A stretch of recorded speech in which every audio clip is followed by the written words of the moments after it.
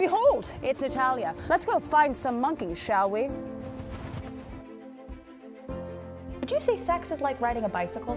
Nothing gets me going like Christmas and wigs. Let's check out this show. I remember the first creature I beheld.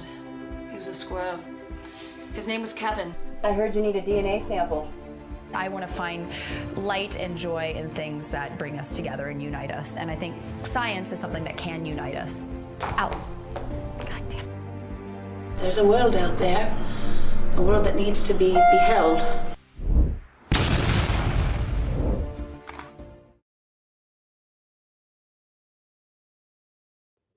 Behold, folks, welcome back to another episode of Survival of the Filthiest. I'm your host, Natalia Reagan. I'm a biological anthropologist, comedian, and creator of this show. And I created it because, like, what the futz is happening in our country? You know, folks, we have a war on healthcare, people of color, gays, bays, jetways, veterans, queers, engineers, the vax, paperbacks, teachers, creatures, women's, and heathens. Yes, I said heathens. And well, heathens according to Christian Nationalists, which would include any of the above, plus fornicators, masturbators, anti-fascist agitators.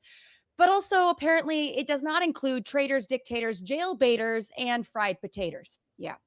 So what better way to resist than talk to scientists, comedians, activists, educators who are creating some good trouble to move this country forward rather than 5,876 steps back. And here's a quick reminder that please, if you like this, like it, subscribe, share with your friends, families, frenemies, fuck buddies. I don't care. Just share it. And if you like the show so much and want to become a Patreon patron, please consider it. I would very much appreciate it. And today we're talking about how Christian nationalism is destroying our nation and has been for a long time, and what you can do, yes, you, to combat it. My guest wrote a book geared towards anybody who wants to go toe-to-toe with a Christian nationalist, allowing them to feel confident, empowered, without even having to bust a Bible open. And we, in an age when the Handmaid's Tale is more of a found footage documentary than fictionalized TV, we need everyone to read this book. Now, I've admired this man for ages before I ever had the chance to work with him. And we've known each other for going on a decade. John Fugelsang is not only a, did I say call you John Fugelsang? I think I did. Oh, wow. Okay. I'll take John it. He is sane. A little crazy. My team of therapists would be delighted at that as a positive development. Well, John Fugelsang is not only a hilarious comedian, but he's one of the most unique. He has one of the most unique perspectives I've ever encountered. And I've encountered a lot of folks. He's a longtime scholar of history, political science, and religion. This man knows his shit. And he also had the ultimate Catholic upbringing, the kind only a former monk and nun could offer. Yes, he was raised by a brother and sister. We're going to get into that later. His father aimed to raise him to be too liberal to be for the conservatives and too Christian for the liberals, according to his therapist. So it's no surprise he grew up with the ability to bridge the gap between them. And he's interviewed the likes of George Harrison, Jane Goodall, and Mark Hamill, and too many luminaries even to mention. And John's book is entitled Separation of Church and Hate, A Sane Person's Guide to Taking Back the Bible from Fundamentalists, Fascists, and Flock-Fleecing Frauds. Say that 10 times fast. The book covers the real teachings of Jesus so you can fight those Jesus-free Christians. It's also so damn funny with chapters like, thou shalt not kill people who kill people to prove killing people is wrong, or thou shalt not hate gun control or worship warrior bro dude Jesus. Folks, get this book. It's Cliff Notes for Cooking Christian Nationalists. Please. Now, a little bit more on John, and we're going to get right to it. John Fugelsang has been murdered on CSI and picketed by the Westboro Baptist Church. He's a Drama League nominated actor, comedian, broadcaster who's hosted many TV shows and podcasts, including the acclaimed Tell Me Everything on SiriusXM Progress. He's gotten George Harrison to give him his final performance on VH1, debated Jerry Falwell. He also played Jerry Falwell. We'll get to that later. And David Duke, well, Jerry Falwell Jr., excuse me, and David Duke, and made many appearances on MSNBC, Fox News, and CNN. His epic PBS road trip film on the American Dream, Dream On, directed by Roger Weisberg, was named Best Documentary at the New York Independent Film Festival. Fugelsang lives in New York City with his family, who I also love. Oh my God, internet, please welcome John Fugelsang.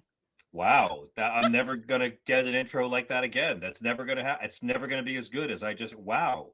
Well, You had everything there. I'm trying. I'm do you encompassing. need my pap smear results? Can I get you any more information? Please do. Wow. Hold on, let me get my gloves on. I've got a little don't fear the finger prostate exam coming your way, and a disposable camera for your colonoscopy. Well, I was wrong. You topped the introduction already in the first minute of the interview. Well done. Well done.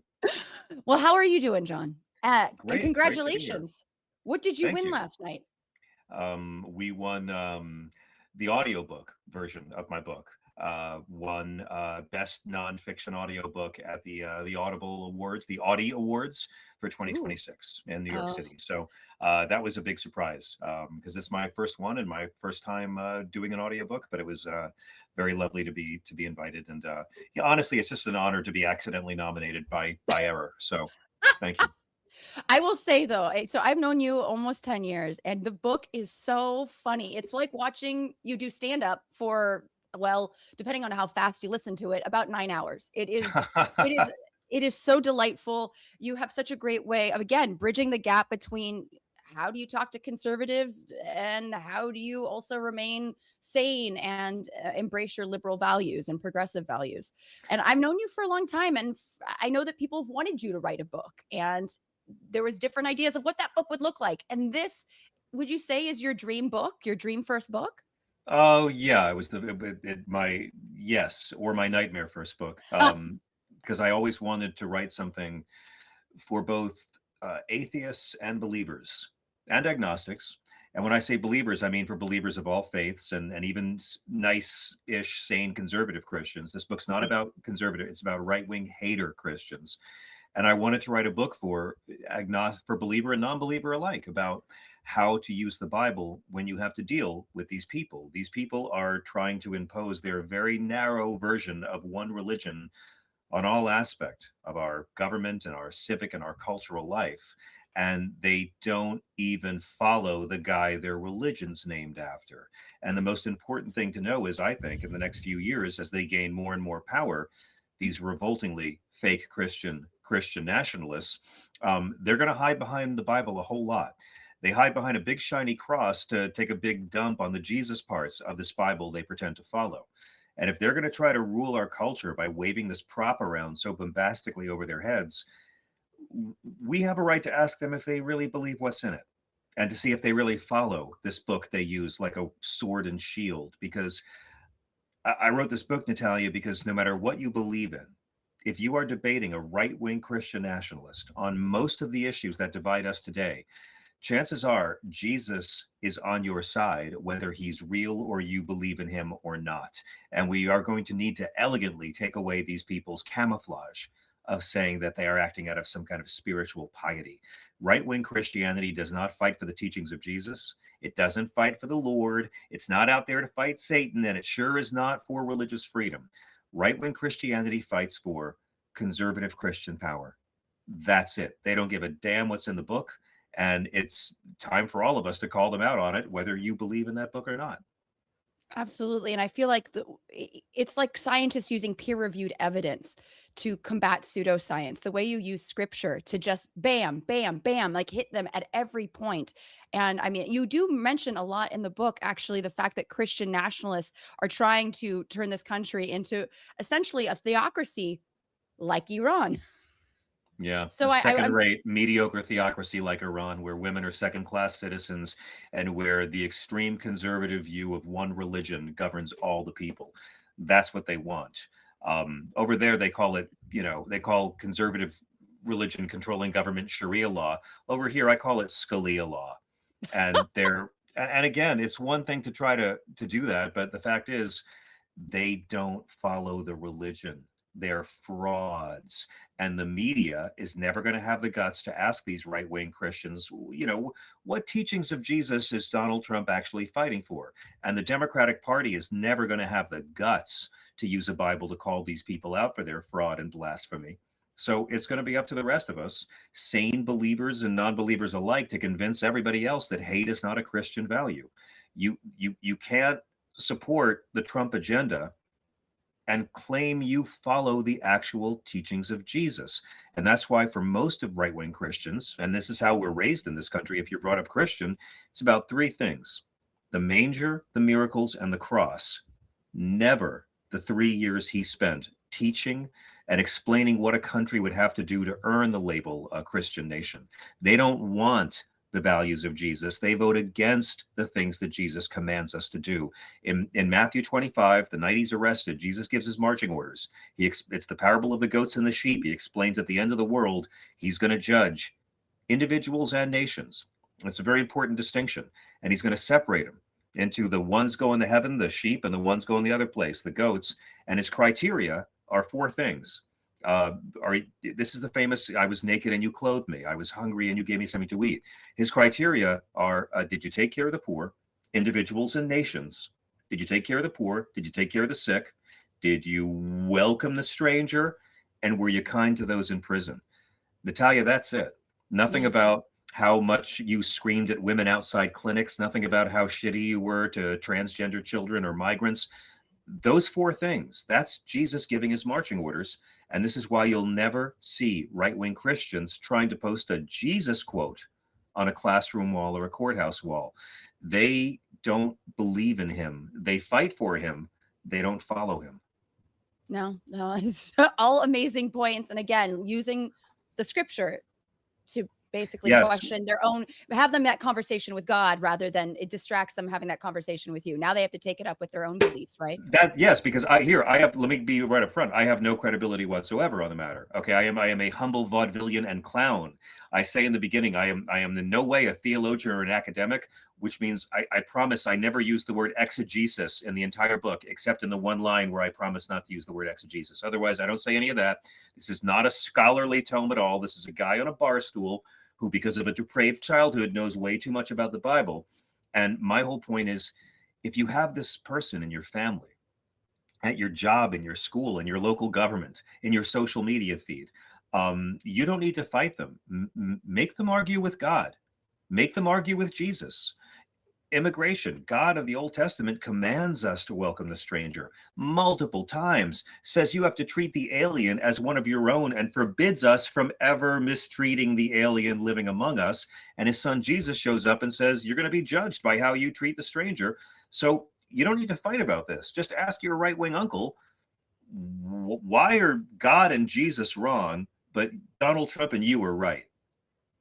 Yeah. And I feel like we've had this conversation quite a bit before. Those people that are really clinging on to this othering of folks, as much as we can show them, there's no biological basis to racial classification or the fact that Jesus would welcome the stranger, they really want to hold on to that scapegoat, And Yes. I feel like, in the later chapters of the book, you kind of talk about how there's no room for racism and bigotry in being a Christian.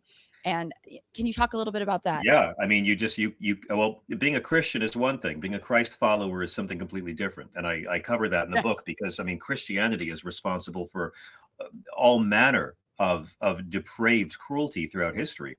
And so our atheist friends, God, I love the atheists. I believe in the atheists. Some of the best Christians I've ever known of an atheist. And our atheist friends like to say, well, you can't call them fake Christians. That's real Christianity. Real Christianity is Columbus. Real Christianity is slavery. Real Christianity is Hitler. And it's a very compelling argument. The reason I disagree with it is that we have the example of actual Christ followers who stood up against all these fascist douchebags throughout history. So when Columbus was slaughtering the Taino people in the shadow of the cross, it was the Catholic priest on his 3rd voyage, Bartolomeo de las Casas, who actually called him out and told the Queen what he was doing and how he was abusing the indigenous people. When the Crusades were going down, and for the first time they got this formula, people in power, let's do the opposite of Jesus for Jesus. Let's kill Muslims and Jews and pagans, the exact opposite of everything Jesus says about how to treat other people, but we're doing it for Jesus. Here's a cross, right?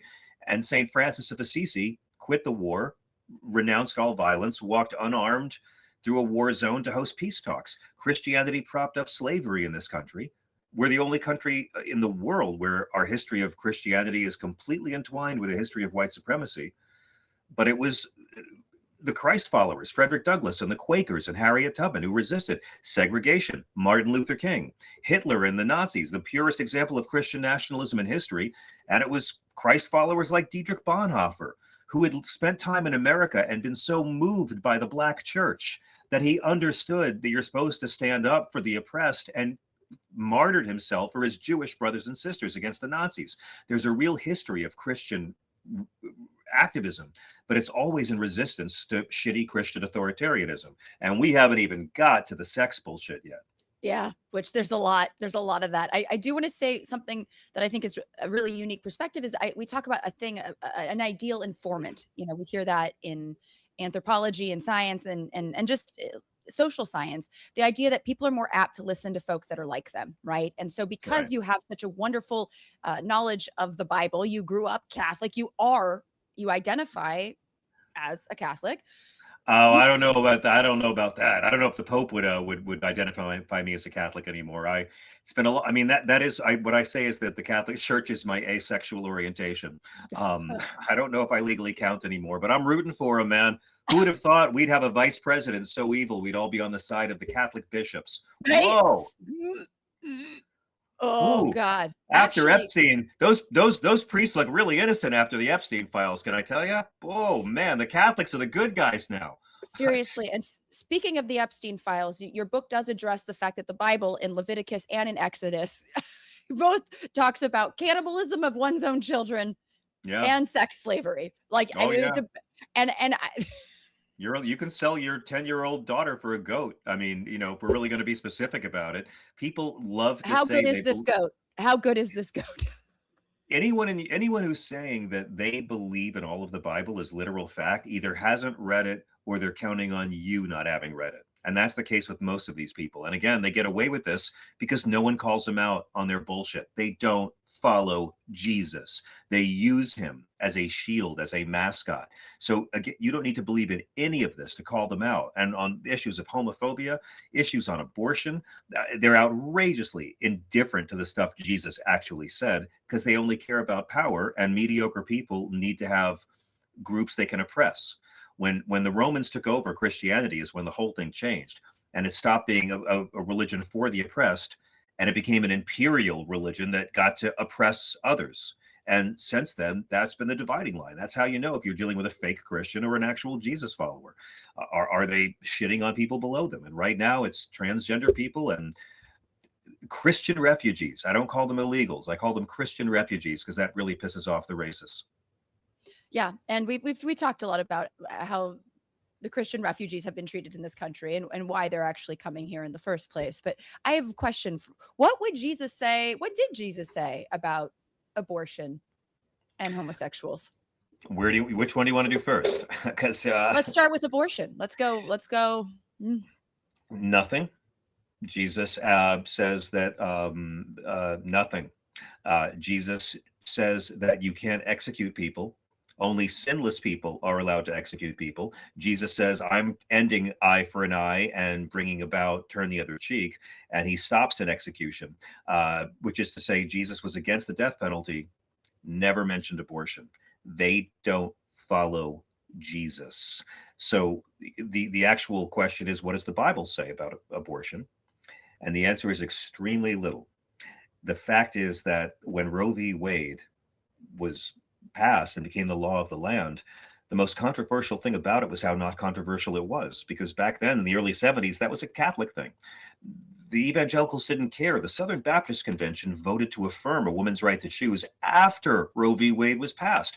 Jerry Falwell never mentioned it in a sermon for 5 years.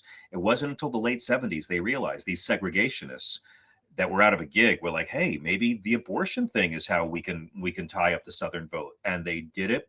And they've controlled the country ever since.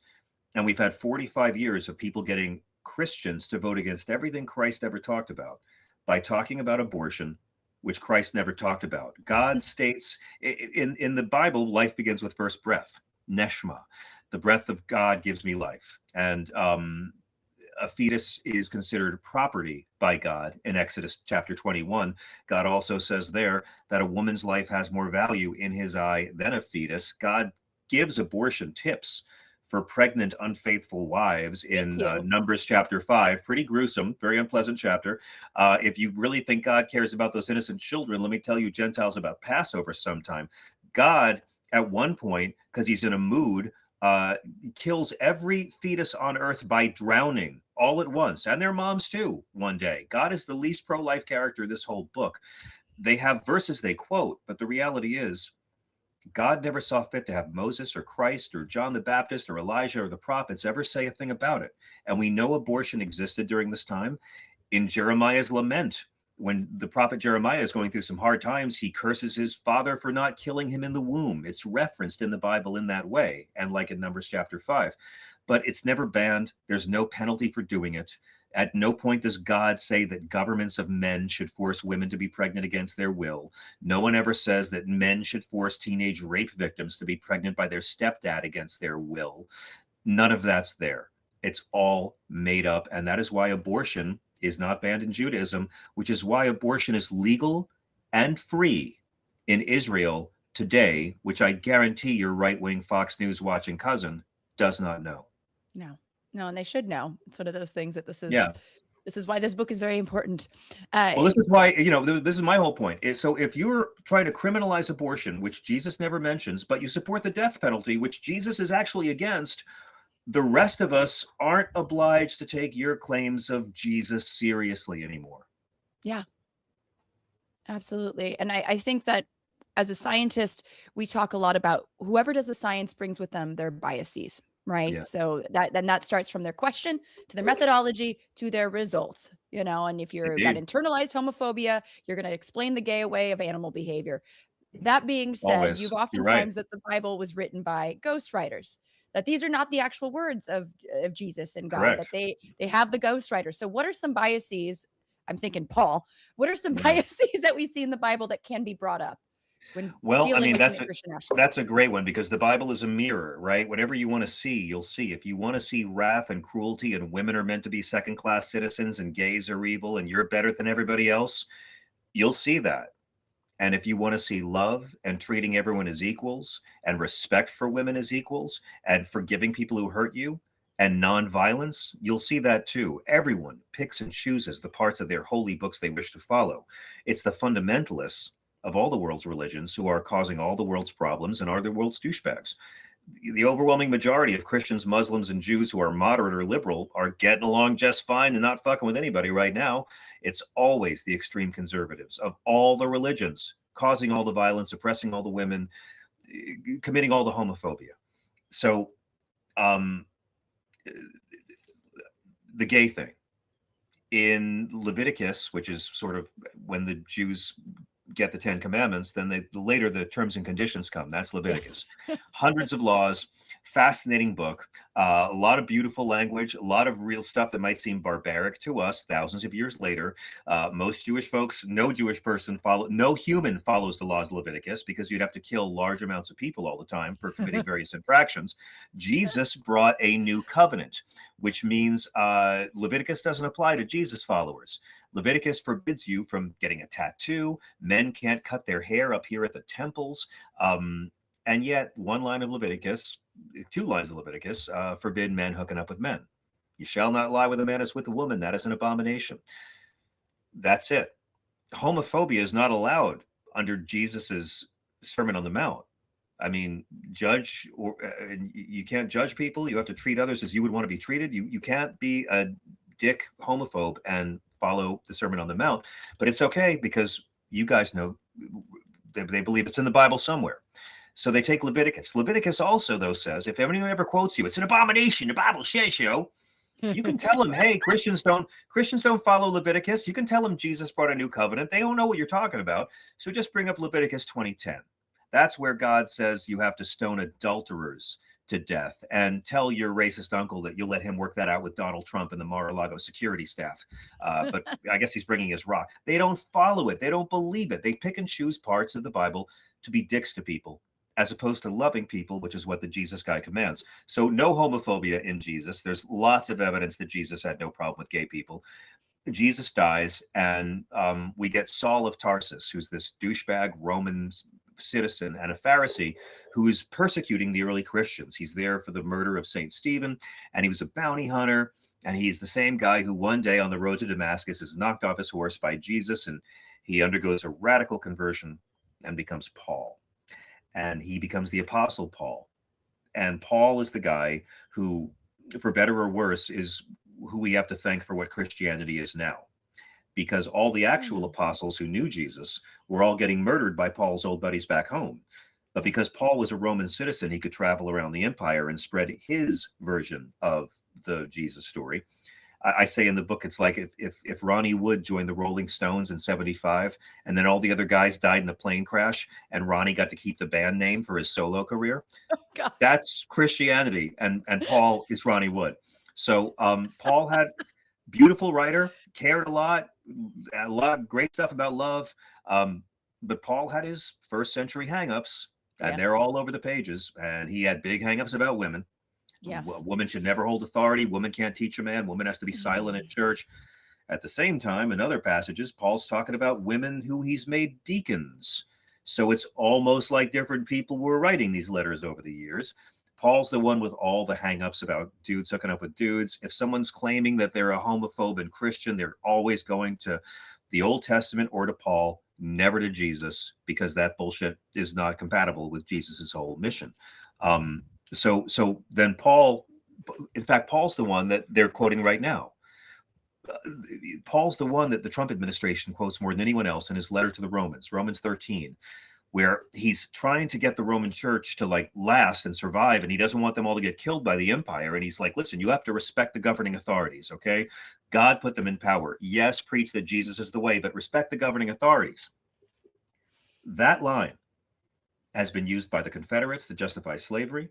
It's been used by Hitler, and it's been used by the Trump administration, from Jeff Sessions in the first term to justify the family replacement policy to Speaker Mike Johnson just last week. Respect the governing authorities. They never say this when a Democrat's president, Ms. Reagan. They'll never say it.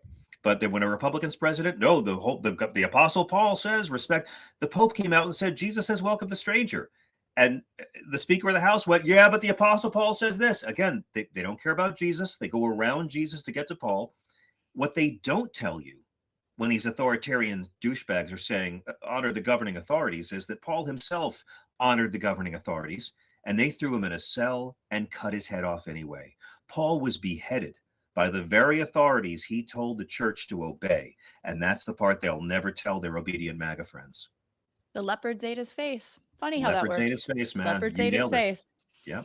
Yeah, and that's what we're seeing. Yeah. And then I'm sorry, Paul dies, and then 300 years later, Rome takes over, and Rome puts together the Bible, and they put Paul's letters about Scripture into the book as Scripture. So suddenly Paul's letters about Holy Scripture are Holy Scripture. So suddenly Paul talking about God is Paul talking for God. Suddenly homophobia and women are second class is in the Jesus have. And it doesn't matter to these people who said it.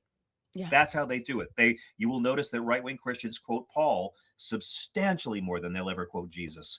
And this is how authoritarian, imperial Christian nationalism douchebaggery has flourished for 1700 years.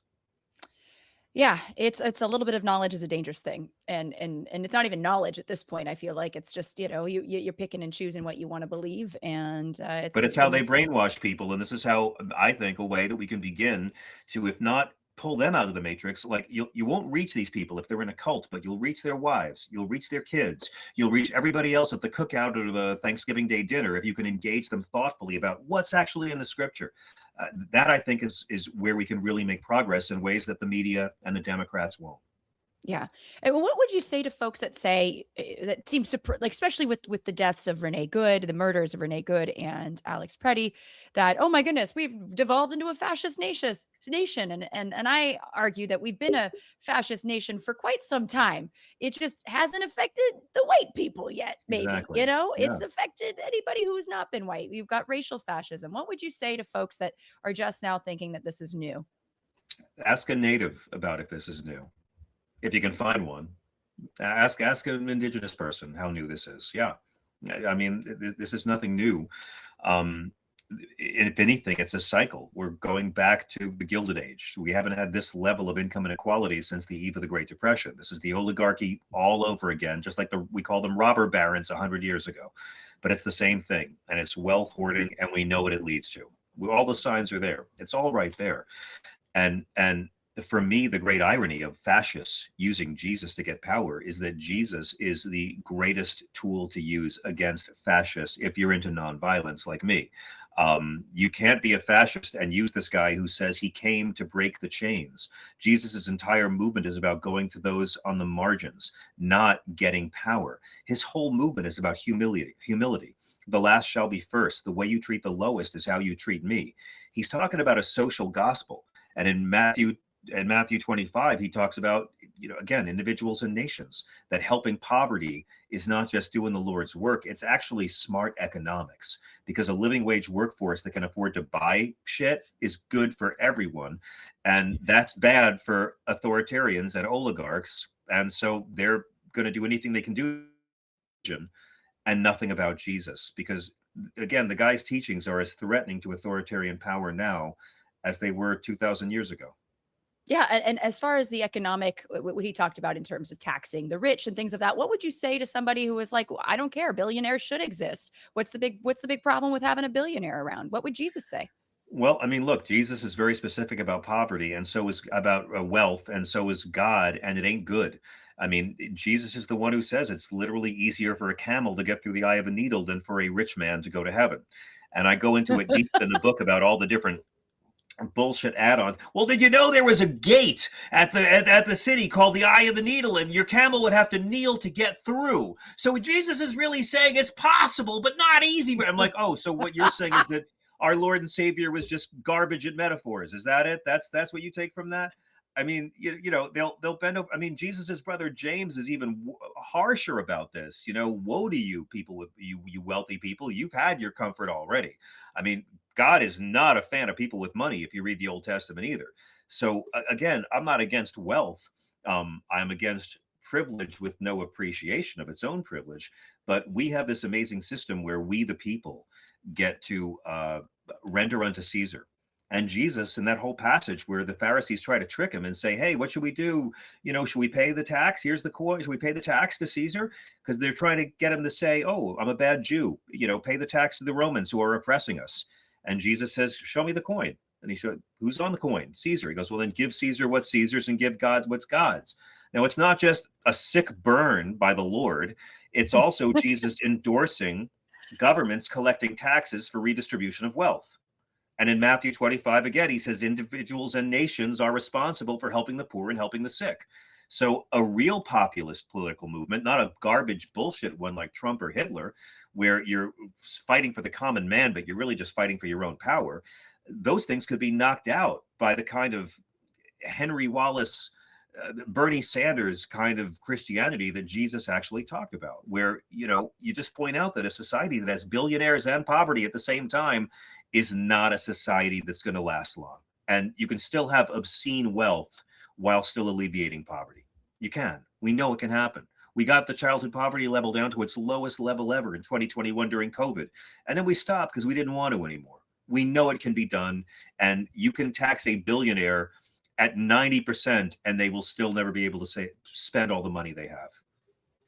Oh, it's so infuriating, John. It's so infuriating. How do you I just am impressed that you were able to write this book and not absolutely lose your mind while doing so. Or did you lose your mind? I lost my mind long before I wrote this book. And they want us to despair. They want us to give in and think it's all a piece of shit and not care and not vote. That's half of the battle for these fascists. That's how fascists do it. And I'm sorry, despair is privilege. You don't get to sit on the couch and get high and check out. We need people in the streets right now. And when these conservative white guys finally realize that they have more in common with hardworking brown folks and immigrants than they have in common with Elon Musk, then maybe you'll see some real change. But in the meantime, if these people are going to pretend to be Christian, I think we can build bridges there. I think you get a lot farther with your racist uncle by showing in the Bible where Jesus wasn't an immigrant-hating homophobe than if you just, hate your uncle and call him an immigrant-hating homophobe. And I'm going to ask you to say the line that I love so much, and you say so well, and it's quoted, and it's on shirts and mugs and all the things. John, what exactly was Jesus? Oh, Lord, this thing changes every time I say it.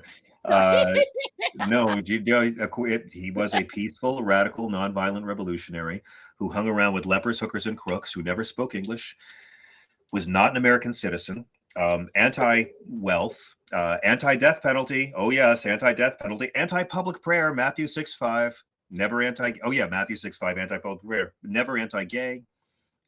Never mentioned abortion. Never came out for asking lepers for a copay. Never justified torture. Never fought for tax cuts for the wealthiest Nazarenes, so they would stimulate the economy for the poor. And he was a long-haired, brown-skinned. That's in Revelation. Homeless, community organizing, unarmed, Palestinian, liberal, anti-slut-shaming Jew. But that's only if you believe what's actually in the Bible. Yes. Yes. No, it's one of those things. Because when did you write that? Because I feel like since you've written that, that has become more and more relevant in our current state of the world.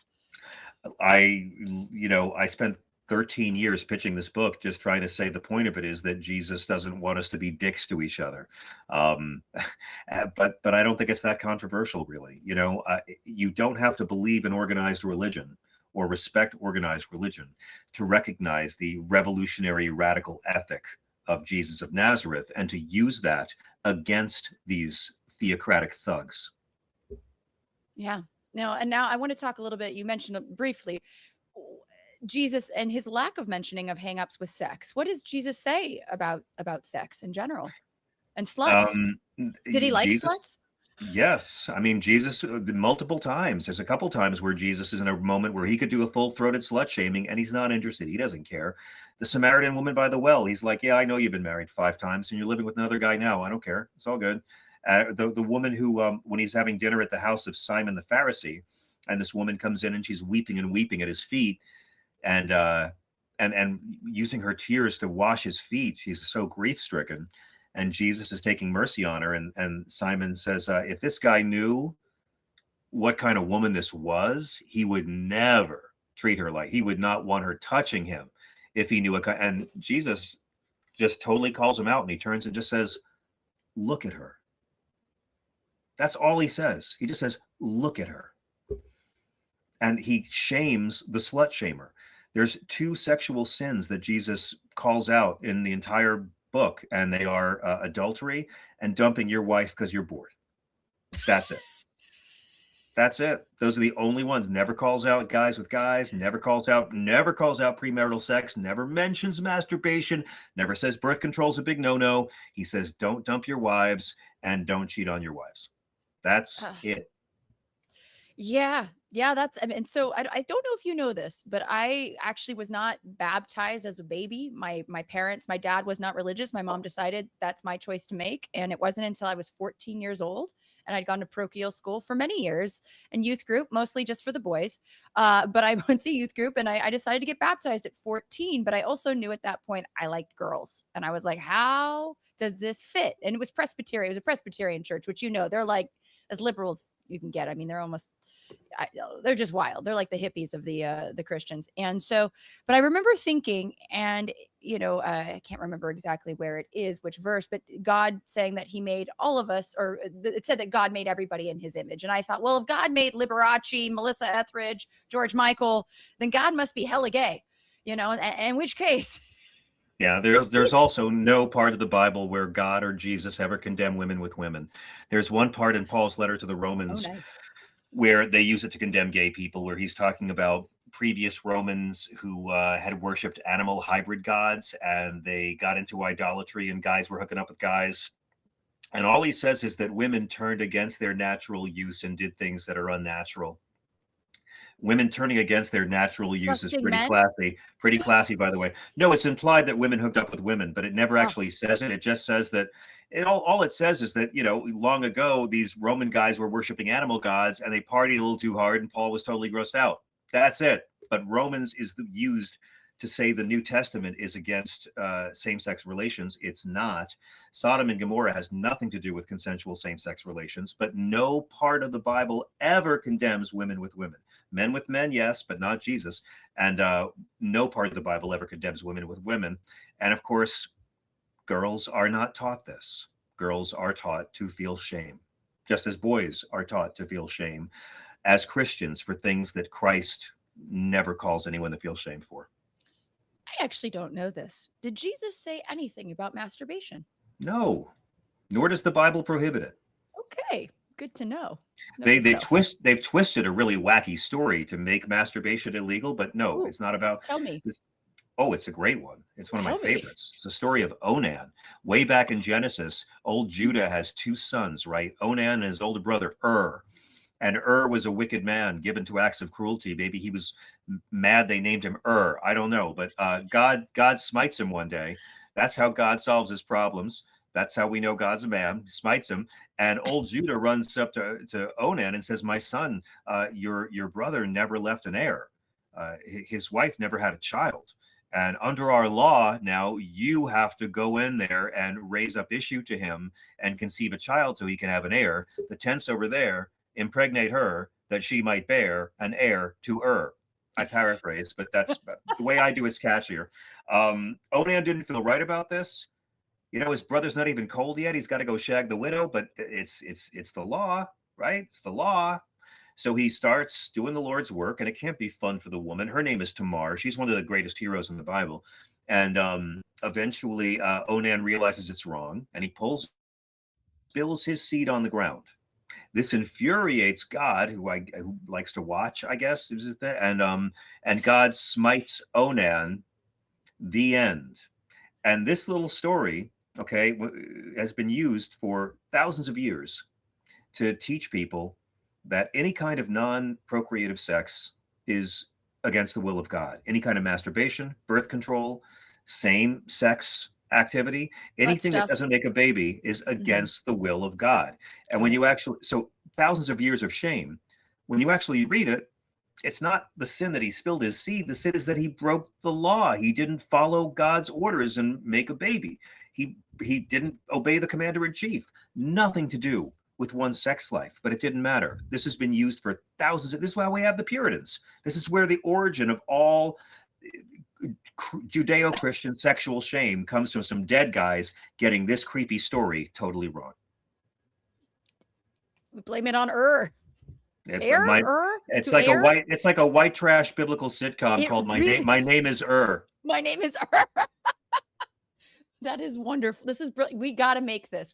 You do know. Not a lot of children's books about that one, by the way, folks. Not a lot of claymation specials about the story of They don't really teach it to us too much. Yet. I feel like that's gonna. I played a drunk, passed out groupie in My Name is Earl. I could reprise it in My Name is Yes.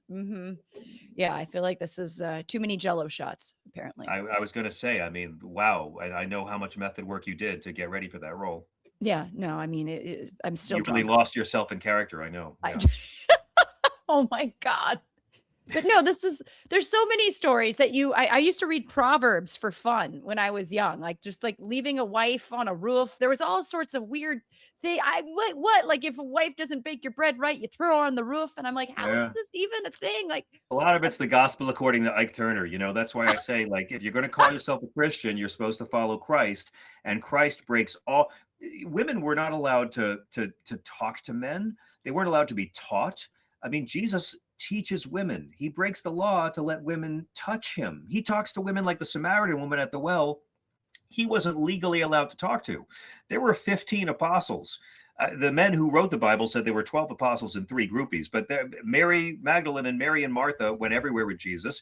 Women financed Jesus's ministry. Susanna was the wife of a Roman official. Like, women were the executive producers of these 13 guys walking around crashing on couches. Like, women were the only ones who don't sell Jesus out. They're the first ones he returns to. And as soon as Jesus... Yeah, let's talk a little bit. So I remember reading that the 3 forgotten women and just the bro code that exists with the Bible and what we see nowadays, especially with the Epstein files. So many men in the files. However, there's only one person in jail in the US, and boy, does she deserve to be there, but it is in fact a woman. So we see the bro code that we see in the Bible being carried out just thousands of years later. What do you think Jesus would say about that? Well, he was very specific about people who mistreat children, and people who mistreat women, and men who mistreat women. And it's a sad reality that for thousands of years, his church was a safe space for men who preyed on children and men who preyed on women. And I actually have a crazy take on this whole Epstein thing. We have to mention all the time how the president and the attorney general, as of this taping in March, the president and the attorney general have broken the law every single day since December 19th of 2025 to protect child rapists. Okay. But I am amazed that the popular opinion got so strong that it forced Congress to force Trump to sign this into law. Like as awful as everything is, and I talk about it all night on SiriusXM, and as a comedian, I know how bad it is. But if you had told me in the 90s that like we would have gay marriage and a black president, and we wouldn't be putting people in jail for weed anymore, if you told me in the 90s, I wouldn't have believed it. I wouldn't have believed humans were capable of being that kind this soon. Which is why I know in 20 years, like kids will be shocked at how anti-trans we are right now, because there's so much evidence. We're getting worse economically, but there's so much evidence that we are getting kinder with each passing generation. And I look at this popular outcry over Epstein, and Natalia, my whole thing is this never could have happened when Bill Clinton was president or George W. Bush. This couldn't have happened in the 90s or the 80s or the 60s. Like we didn't talk the whole history of humans. As long as humans have walked the earth, men have been violently sexually interfering with women and children. And in this, the actual period of us as a culture saying, "Hey, that's wrong," is so historically recent. Yes. I mean, you know this better than anyone. It is so incredibly recent in the history of Homo sapiens that the Homo sapiens are coming together and saying, "You don't get to fuck children anymore." And to me, the heroes of this are the altar boys who came forward. I mean, it's so hard to come forward about sexual abuse, and especially for men, the women in Me Too, and all the men and women in the military who've come forward about military sexual abuse and have helped turn us from a culture of victims to a culture of survivors. And it's an amazing thing to be alive at the time that our species, because again, 40 years ago, the Epstein thing would have gone. No one would have cared. There never would have been a popular uprising about it. And maybe before the internet, it wouldn't have been possible. But look at how much our morality as a species has advanced in just the last couple of decades after thousands of years of men being able to do this with impunity. So to me, that is spiritual and that is scientific. And it's more evidence that, yes, we crude monkeys are capable of improving in some ways and caring about others we don't know. No, I do feel like, especially I feel like our culture in the West has allowed this to happen, because I feel like in different cultures around the world, there have been examples of women not allowing that to happen. And I do wonder prehistorically how much that ran rampant and if there was checks and balances.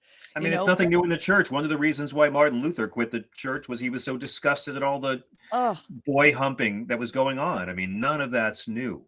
None of it's new. And to be alive in a time when the Catholic Church has had this reckoning, I still think there's a lot more reckoning to be done, but it's never been harder. We got to remember this. It's never been harder for a man to sexually assault a woman or a child than it is right now. And that's because of people in our lifetime who have come forward and driven up the whole stock of this species, in my opinion. Yeah. I wish, though, given what's been going on in, the Bondi hearings and everything, still seeing that even speaking up, though, still is met with not necessarily not believing the women, but not caring. And not but caring I am at all. not but caring you know at what? all. But you know what? But when Pam Bondi dies, and she deserves a very long life, but her obituary is going to have that in the first paragraph. Unless she does some radical act of rebellion against her master, the Epstein files is going to be in the first paragraph of her obituary, because we as a culture recognize that it is cruel and wrong, and that she has broken the law and lied to us multiple times over child rape. Ooh, that's the choice she's made. That's the when she's to align herself. When she's disbarred one day, that will be brought up. God, have you seen the commercial from, I don't even know how many years ago, of her saying that when she gets to become Attorney General of Florida, that she's going to put all the sex traffickers away? It's yeah, I know. I mean, Yeah. it's one of I those mean, the things first where, thing they did was free the terrorists who beat cops on the steps of the Capitol for a lie. yeah. Don't get me started on Pam Bondi. I mean, these people, this is what I talk about every night on SiriusXM, but I mean, they're such mediocrities, and I get such gratitude spiritually that in this century, between the Bush Cheneys and now this, that our fascists have been so goddamn incompetent and stupid. I just love that the stupid is always greater than the evil. Look at Pete Hegseth, so evil, but Woo! always more stupid. Woo! Kash Patel, always more stupid than evil and extremely evil. Pam Bondi, Kristi Noem. I call them dim shady, and it's a blessing. It's a mitzvah that these fascists are so goddamn stupid. Who scares you the most? Is it a Miller? Maybe? Do you think he could be? Do you think he's What? pretty stupid? I mean, of Stephen the Miller? administration, yeah. I mean, of this No, administration, who's the I one think that? Stephen Miller scares me because I'm afraid that I'll be out some night when he goes out to feed. That's where that's why he scares me. Yeah, he's sleeping upside down right now. It's night when I get worried. Do you carry around a wooden stake with you everywhere you go? Just, never know. Just... No, I carry out a book. It scares them more. Oh my God, the Constitution for dum-dums. Exactly Yeah, right. no, this is what we're dealing with. Well, I love your book so much. It's so Thank good. you. And honestly, it is such a critical read right now. If anybody is watching, please go get this book. It just won, the nonfiction award for Audible. I listen to it on Audible because I love hearing your voice. It soothes me. Thank you. As a dear friend, it's so fun to listen to you read your book. It really, Soothes me. That oh, it my voice does. is like the sound of metal scraping bone, but okay, I'll Ah, take it. Thank you. stop. Yeah, the bones of Christian nationalists. And I Look at like that. you. Yeah, And no. congrats on the show. It's great to be here. Thank you so Oh, much for thank having me. you. Of course. And I just want to acknowledge that we've known each other for a while. And when during COVID, you had to do your stand-up uh on video, right? You couldn't go on Oh, tour. our tour was canceled, so we did a lot of pay-per-view specials through COVID. We Yeah. sure did. And we ran around New York City on bikes. We joined BLM marches. We fraternized with the weirdos in Washington Square Park. God bless them, because that was the one place I feel in New York City that did not change at all. It was just as vibrant and crazy and weird. And I love it. But I also got to see you get hit by a van on your Yes, bicycle. And for you a did. brief moment, I thought you were dead. I know, it's pretty But scary.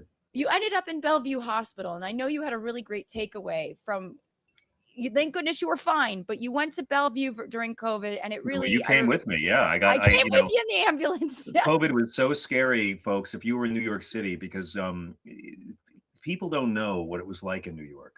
Oh, How quiet it was, and how scary the quiet was, and how wherever you were, if you just stopped and listened, you'd hear a siren sound somewhere. The sirens were constant, and it was terrifying. And we didn't know in the first few days. People were dying everywhere. I mean, my kid was born in the hospital my kid was born at. There were refrigeration trucks outside for the overflow. Like it was terrible. And I got hit by this van while we were filming in Lower East Side. And I wake up in the ambulance, and I'm in a neck brace, and they want to take us to the hospital at Bellevue. And I'm like, no, not the ER. Like we knew in COVID, gunshot, burst appendix, don't go to an ER, because that's just a bucket of COVID. You're going to die. And I begged them. I was like, look, I can move my extremities. I'm using the word extremities. Can't you see I'm fine?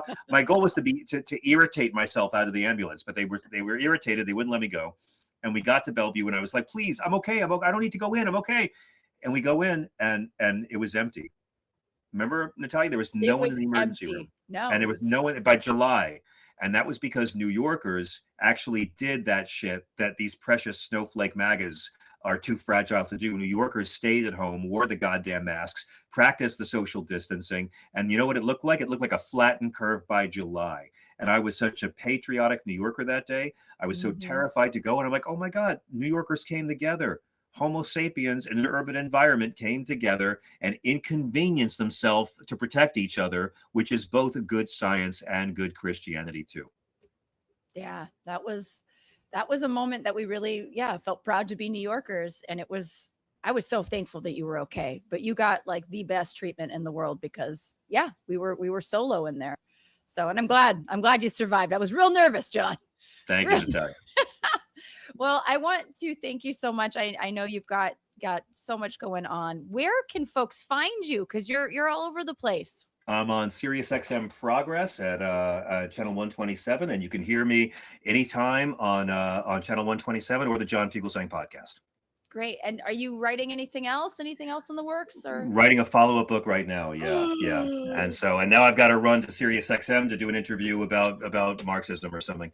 Thank you so much for having me on the show, Natalia. It's so great to see you. Okay, thank you so much. Take care. Bye-bye. Bye. And I'm going to just say goodbye to everybody. Hello, goodbye. Thank you so much for joining Survival of the Filthiest. We're back at it again. I took a brief hiatus, a few months to just, get my proverbial SHIT together. And John Fugelsang, like I mentioned, is a dear, dear friend. I've had the honor and the joy of working with him, but also he was part of my pod during COVID. He and his family treated me like family when I was 3,000 miles from my own. So I just want to say a big shout out and thanks to him. And please, I really do mean it. Get his book. It is so good. It is, again, it's like Cliff Notes for basically cooking Christian nationalists. You don't even have to crack open a Bible. You just read it and you're like, okay, memorize this verse, throw this at them, throw this at them. It's great. It's perfect. So I want to thank my host, Peter. I want to also let Peter DeTucker. I want to also let people know if you enjoyed this, please like, subscribe, share. If you had a good time and want to help support this elaborate production, you can join my Patreon. I would love to keep doing more and more of these and making more science content for you to share and learn from. And let me thank my wonderful patrons because I got so many good ones. Okay, let me scroll up. Hold on one second. We've got Daniel Wynn, Claude, Alan, Tom, Skullbeard, Tori Yates Orr, Redding Maley, Dana Logan, Michael Z. Weinstock, David Leitner, James Hudspeth, Anthony Zana, Tom Berman, Jen Beverstock, Scott Froschauer, JSB, Jeff Cohen, Andrea Bloom, John Marks. Hello, John. John Fugelsang was in a John Marks video. Andrea Bloom, Jonathan, I already said Jonathan Marks, Kelly Frazier, Michael Clanton, PJ Shapiro, Carrie Dorr, and then we just got a new one. Hold on, I just got a new one. Kenjizan Kubilay. Thank you so much. Sorry, no, I just got one while we were doing the show, and I want to make sure I'm saying your name. Kenjizan Kubilay. I hope I said that correctly. And if I didn't, many apologies. But thank you so much for joining.